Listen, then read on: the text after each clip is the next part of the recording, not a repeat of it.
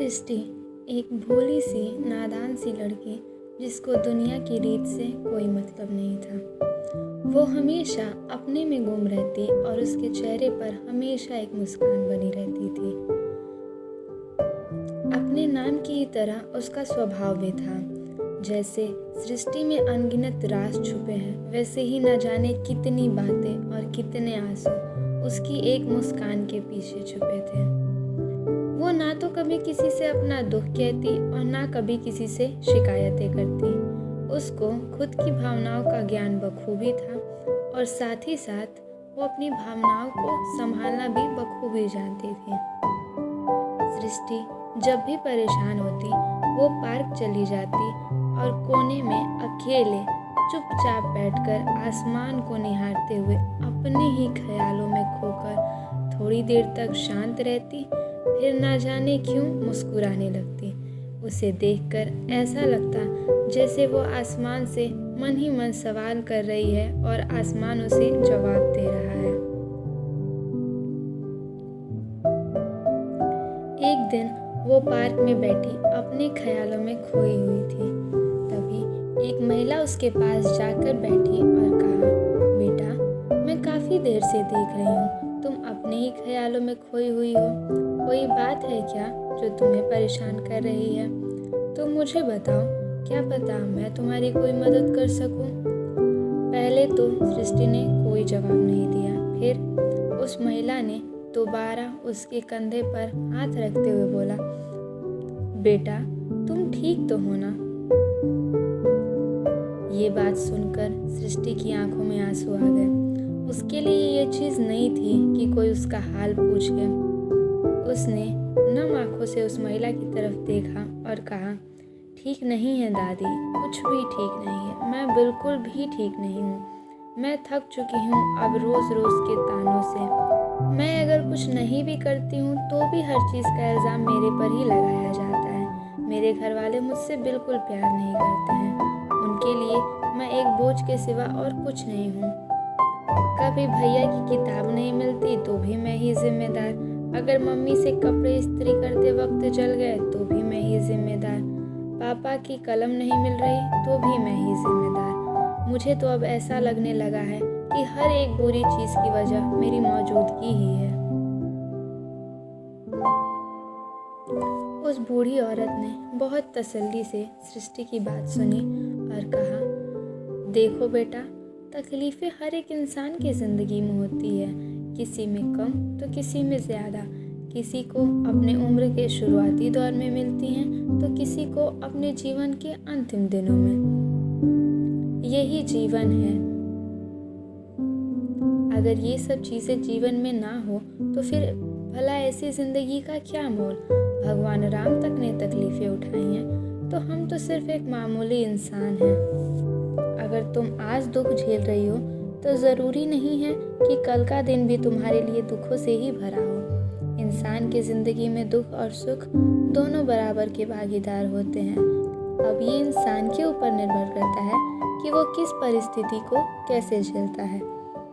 सृष्टि ने उस बूढ़ी औरत की बात बड़ी ध्यान से सुनी और फिर कहा, ये सब चीज़ें मैं जानती हूँ और इन सारी चीज़ों की समझ मुझे बखूबी है, पर ये सब चीज़ें मेरी परेशानी दूर करने के काम नहीं आ सकती, क्योंकि ये चीज़ें आम लोगों के लिए हैं, मेरे लिए नहीं।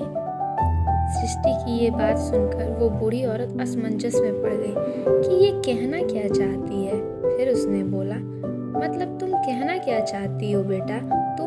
तुम्हारे और आम लोगों में क्या अंतर है? तुम भी तो एक आम इंसान ही हो ना। तो फिर तुम ऐसा क्यों कह रही हो कि ये सब बातें आम लोगों के लिए हैं, तुम्हारे लिए नहीं? तब सृष्टि ने बताया कि वो बाइसेक्सुअल है और यही कारण है उसकी हर परेशानी का। उसने कहा, वो उस दुनिया की है ही नहीं। मेरी नज़र जिस चीज़ पर भी पड़ जाती है उस चीज़ का खराब होना तय है। ये समाज और ये दुनिया मेरी नहीं है। ये सब बात सुनकर वो बूढ़ी औरत कहती है, बेटा, खराब तुम्हारी नज़र नहीं, लोगों का नज़रिया है। अगर तुम बाइसेक्सुअल हो तो इसमें तुम्हारी कोई गलती नहीं है। असल में देखा जाए तो किसी की भी कोई गलती नहीं है। गलती है तो बस हमारे समाज के लोगों की धारणा की, क्योंकि उन्हें लगता है जो चीज़ उनके ख्यालों और बिलीव्स के परे है वो चीज़ गलत है। पर ऐसा नहीं है, तुम सही हो, बस तुम्हें लोगों का नज़रिया बदलने की ज़रूरत है। तुम कोशिश करो, देखो कितने लोग तुम्हारे साथ शामिल हो जाएंगे। बूढ़ी औरत की बातें सुनकर सृष्टि ने कहा, ये सब बोलने की बातें हैं दादी, मैं अकेली किसी का नज़रिया क्या ही बदल पाऊंगी। हमारा समाज तो ऐसा है कि एक इंसान आवाज़ उठाने के लिए खड़ा होता है तो 10 लोग उसकी आवाज़ दबाने के लिए खड़े हो जाते हैं, तो मैं कैसे कर पाऊंगी। ये सब बातें सुनकर बूढ़ी औरत ने मुस्कुराते हुए बोला, बेटा तुम अकेली नहीं हो, बहुत से लोग हैं इस समाज में जो कि बाइसेक्सुअल हैं और इन्हीं सब परेशानी से लड़ रहे हैं, पर वे कभी हार नहीं मानते। वो अपने हक और अधिकारों की मांग सरकार और इस समाज से कर रहे हैं। तुमने पहले ही कैसे मान लिया कि तुम्हारी आवाज़ दबा दी जाएगी। तुम कोशिश तो करो। मैंने भी अपनी ज़िंदगी के काफ़ी साल उन्हीं आंदोलनों का हिस्सा बनने में और लोगों की आवाज़ बनने में बिता दिए हैं, पर अब ये बूढ़े घुटने मेरा साथ नहीं देते। इस वजह से मैं अब कुछ नहीं कर पाती, पर मैं आज भी उन लोगों से संपर्क में हूँ। अगर तुम चाहो तो मैं तुम्हें उन लोगों से मिलवा सकती हूँ और तुम्हारी बात करवा सकती हूँ। वो तुम्हारी बहुत मदद करेंगे। पहले तो सृष्टि ने मन ही मन सोचा कि आखिर ये बूढ़ी औरत उसकी मदद करना क्यों चाहती है, इसमें उसका क्या लाभ है। हो सकता है कि वो अपनी परेशानियों को सुलझाने के बजाय किसी और परेशानी में ना फंस जाए। ये सब बातें सृष्टि के दिमाग में घूमने लगी। फिर काफ़ी देर तक सोचने के बाद कहा, मिल लेते हैं, वैसे भी तो काफ़ी परेशानियां हैं, क्या पता कुछ बुरा ना हो, कुछ अच्छा ही हो जाए। एक बार चले जाने में क्या हर्ज है। काफ़ी देर तक सोचने के बाद सृष्टि ने कहा, ठीक है दादी, मैं भी मिल लूँगी उन लोगों से। अगली सुबह वो बूढ़ी औरत के साथ उन लोगों से मिलने चली जाती है। वहाँ जाके उसे पता चलता है कि काफ़ी हज़ार लोग हैं इस देश में जो कि बाइसेक्सुअल हैं और अपने लिए लड़ रहे हैं। धीरे धीरे वो वहाँ अक्सर जाने लगती है और वहाँ का माहौल समझने लगती है, वहाँ की चीज़ों को समझने लगती है, अपने अधिकारों की मांग रखने लगती है।